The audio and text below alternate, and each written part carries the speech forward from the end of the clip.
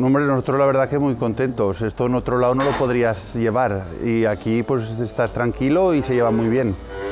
Pues internet ahora mismo lo que más lo empleamos es para el tema de partos de las vacas por el tema de una cámara que hemos comprado para controlar toda la granja. Yo llevo unos 3 años con Embow y ahora mismo lo mejor es la cámara porque nos ahorra mucho trabajo. Luego, por ejemplo, estos días de la nevada ha habido un problema y en 2 días ha estado solucionado.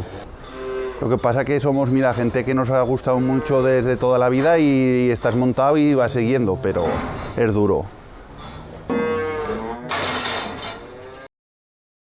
Lo abrieron mis abuelos, luego mis padres y luego nos instalamos mi mujer y yo. Punto de información, la verdad que viene mucha gente de segunda residencia, entonces ahora con lo de que tenemos lo del COVID, la verdad es que la gente con el teletrabajo, pues en las segundas residencias se están poniendo muchos aparatos y la verdad y vienen y se cogen fibra de Embow.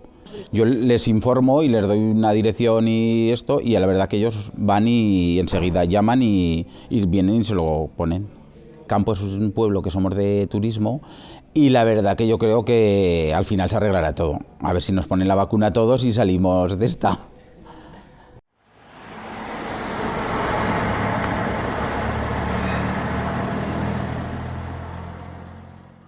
Es una empresa familiar que empezaron mis abuelos en 1955, cuando se casaron y vinieron aquí a campo y cogieron un bar. Todo un poco ventajas, bueno, que hay más cercanía, te conoces toda la gente, es todo mucho más familiar. Tenemos todos teléfonos fijos en una centralita que nos permite desde cualquier puesto de trabajo pues, recibir cualquier llamada, hacer desvíos, incluso desvíos al móvil, desvíos con llamadas internas y luego aparte todo el tema de internet con la fibra y pues bueno, todo el email, página web y demás. Y también, sobre todo, que es muy importante ahora, es el wifi para los clientes. Cercanía con la gente que nos atiende y vamos, y nos resuelve los problemas.